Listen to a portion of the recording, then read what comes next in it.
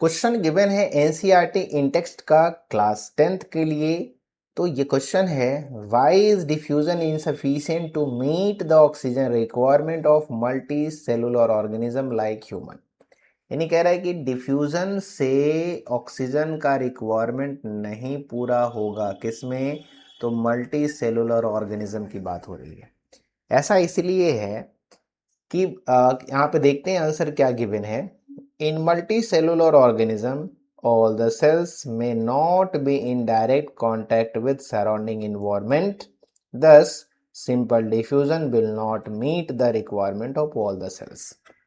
यहाँ पे कह रहा है कि मल्टी सेलुलर ऑर्गेनिज्म की बात करें तो इनका जो टोटल सेल्स है, ऑल द सेल्स, ऐसा नहीं कह रहा है कि कोई कांटेक्ट में ही नहीं है, लेकिन टोटल सेल्स यानी ऑल द सेल्स में not in direct contact with environment, यानी हमारे पास मेनी सेल्स हैं और सारे के सारे सेल्स डायरेक्ट कांटेक्ट में नहीं है सराउंडिंग इन्वायरमेंट के। तो जब सराउंडिंग इन्वायरमेंट के कांटेक्ट में नहीं है सेल्स, तो सिंपल डिफ्यूजन तो ऑक्सीजन रिक्वायरमेंट को पूरा नहीं करेगा। लेकिन कैसे पूरा होगा? तो कहता है कि हम लोग क्या करते हैं, इन्वायरमेंट से ऑक्सीजन को इनहेल करते हैं, है ना, और ये ट्रैकिया के थ्रू चला जाता है, कहाँ? लंग्स में चला जाता है।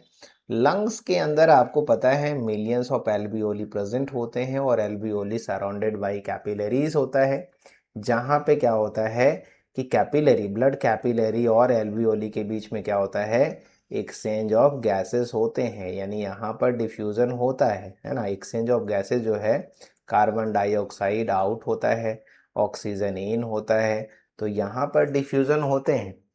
लेकिन इन्वायरमेंट से बॉडी में डिफ्यूजन नहीं होता है, because all the cells of multi cellular organisms are not in direct contact with environment. So simple diffusion के लिए जरूरी है दो कंडीशन है, या तो इन्वायरमेंट सेल के कांटेक्ट में हो या सेल सेल के कांटेक्ट में है। तो सेल टू सेल डिफ्यूजन हो सकता है या सेल टू इन्वायरमेंट डिफ्यूजन हो सकता है।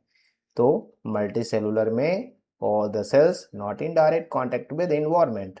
ओके, तो ये बोर्ड के लिए बहुत ही इंपॉर्टेंट क्वेश्चन है, बहुत ही इंपॉर्टेंट क्वेश्चन है। ओके।